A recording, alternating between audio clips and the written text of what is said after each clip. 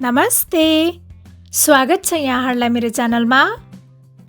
आज म यहाँहरूलाई आँपको झोलवाला तितौरा बनाएर देखाउँछु। यसरी बनाएको यो तितौराको स्वाद चाहिँ ठ्याक्कै बजारमा पाउने तितौराको जस्तै हुन्छ र यो तितौरा बनाउन एकदमै सजिलो छ। आँपको तितौरा बनाउनको लागि मैले चाहिँ यहाँ एउटा काँचो आँपलाई यसरी काटेर लिएको छु।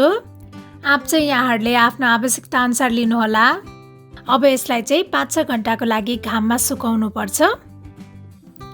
5-6 घण्टा घाममा सुकाइसकेपछि यो चाहिँ यतिको बनेको छ। अब यो तितौरा बनाउनको लागि मैले यो प्यानमा चाहिँ 1 कप जति चिनी राखेँ। त्यसपछि मैले यसमा थोरै पानी राखेँ। मैले चाहिँ यहाँ लगभग 3 चम्चा जति पानी राखेको छु। पानी चाहिँ चिनी पगाल्नको लागि राखेको हो। चिनी पग्लिसकेको छ। त्यसपछि मैले यसमा राखेँ हिङ। तितौरा बनाउँदाखेरि हिङ चाहिँ राख्न एकदमै जरुरी छ। हिङले चाहिँ यो तितौराको स्वादलाई बजारमा पाउने तितौरा जस्तै बनाउँछ। त्यसपछि मैले यसमा यो चिली फ्लेक्स राखेँ।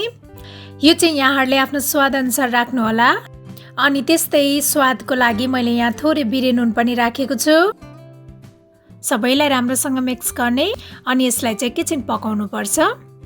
एकैछिन पकाइसकेपछि मैले यसमा थोरै रेगुलर नुन पनि राखेँ। तितौरामा चाहिँ गुलियो र नुनिलोको कम्बिनेसन भयो भने एकदमै मिठो हुन्छ। त्यसपछि मैले यहाँ रातो धुलो खुर्सानी राखेँ। यसले चाहिँ तितौरामा राम्रो कलर दिने भएकोले मैले यो राखेको हो। यहाँहरूले नराखिकन पनि बनाउन सक्नुहुनेछ। अब यो सबैलाई एकैछिन पकाउनु पर्छ। अनि त्यसपछि मैले यसमा यो आँप पनि राखेँ।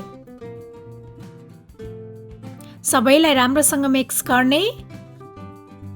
अब यो आँपलाई चाहिँ चिनीसँगै पकाउनु पर्छ। यसलाई यसरी पकाउँदाखेरि यो चिनी चाहिँ आँपको भित्रसम्म जान्छ। साथै यो आँपको पिस चाहिँ चाम्रो अनि मिठो बन्छ। यतिको भएपछि हाम्रो यो तितौरा चाहिँ रेडी भइसकेको छ। यसलाई चाहिँ चिसो भएपछि खान सकिन्छ। हाम्रो यो तितौरा चाहिँ एकदमै मिठो बनेको छ। यो चाहिँ ठ्याक्कै बजारमा पाउने जस्तै स्वादको बनेको छ। मलाई आशा छ यहाँहरूलाई यो घरमा सजिलैसँग बनाउन सकिने आँपको तितौराको रेसिपी पक्कै पनि मन पर्यो होला। र मेरो अरू यस्तै रेसिपीहरूको लागि प्लिज मेरो च्यानललाई सब्स्क्राइब गरिदिनु होला। अनि नजिक रहेको बेल आइकनलाई पनि प्रेस गरिदिनु होला है। Thank you for watching. Bye by.